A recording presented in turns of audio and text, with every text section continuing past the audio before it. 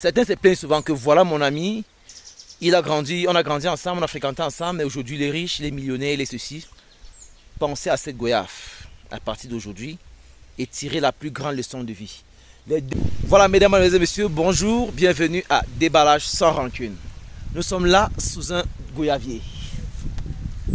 Ce que nous allons constater, c'est la meilleure leçon de vie. Nous avons cette branche, vous voyez, on a les goyaves qui sont mûres, il y a d'autres qui sont en pleine croissance.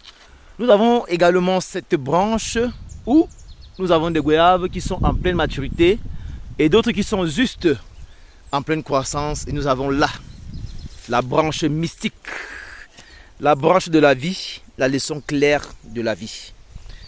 Cette branche que vous voyez a produit deux goyaves. Une, celle-ci, est déjà mature, prête à la consommation, tandis que l'autre est encore en pleine croissance. Ceci voudrait tout simplement dire que dans la vie, ce n'est pas parce qu'on est né le même jour qu'on aura la même réussite. Ce n'est pas parce qu'on est né le même jour qu'on aura le même destin. Ce n'est pas parce qu'on est né le même jour qu'on doit avoir les mêmes grâces. Chacun a son temps de gloire, chacun a son temps de grâce, chacun a son temps dans la vie.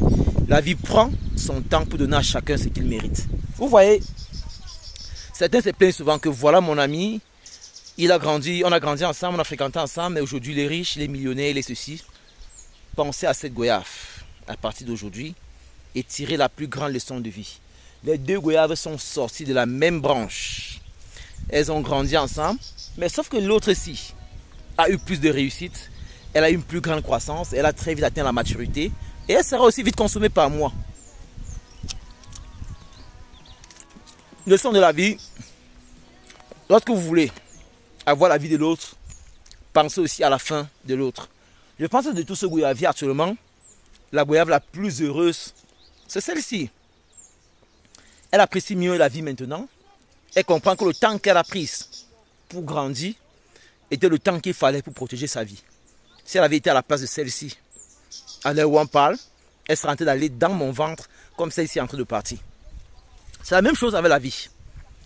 Lorsque vous pensez que Dieu vous a oublié, il ne vous a nullement oublié. Il prend le temps pour vous offrir la vie qui vous mérite par rapport à votre destin, afin que vous puissiez bénéficier intégralement de votre temps sur terre. Les deux étaient ensemble. J'ai cueilli celle-ci, j'ai laissé l'autre, parce que c'est elle qui était prête à être consommée. Pareil que quand vous réussissez dans la vie et que vous atteignez très rapidement des objectifs, vous devenez bien à consommer aux yeux des dieux. C'est pour ça qu'on dit Dieu n'aime pas ce qui est mauvais. Dieu aime ce qui est bon. Chez nous en langue yemba, on dit souvent que bon. C'est-à-dire la terre prend tout ce qui est bien, la terre n'a jamais pris ce qui est mauvais. Raison pour laquelle vous allez voir ces violeurs, ces voyous, ces bandits et autres, restez là. La terre est un enfer où nous vivons. Mais faites le bien. Mieux vaut être cette goyave qui a été cueillie par moi et être consommée par moi que d'être celle-ci que je n'ai pas touchée. Parce qu'elle a tellement mûri sur terre qu'elle va tomber et être pourrie. Elle servira plutôt aux asticots. Autant mieux faire le bien comme celle-ci et être beau de regard comme celle-ci, être agréable comme celle-ci aux yeux de Dieu. Parce que là actuellement sur ce goyavier, je suis leur Dieu. Je peux ôter la vie à n'importe quel goyave quand je veux, comme je veux et quand ça m'enchante.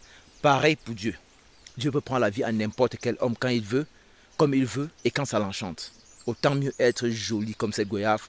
Pourquoi au moment où Dieu voudrait prendre quelqu'un qui prenne ce qui est utile et qu'on soit utile vraiment à Dieu. Voilà. Elle est délicieuse. Je ne regrette pas de l'avoir cueillie. Mais si c'était mauvais, j'allais la jeter et elle allait servir juste aux asticots. Au moins, elle est utile à quelque chose. À couper ma faim. Parce que j'ai vraiment faim, les gars. À très bientôt pour une nouvelle vidéo. Le village est doux.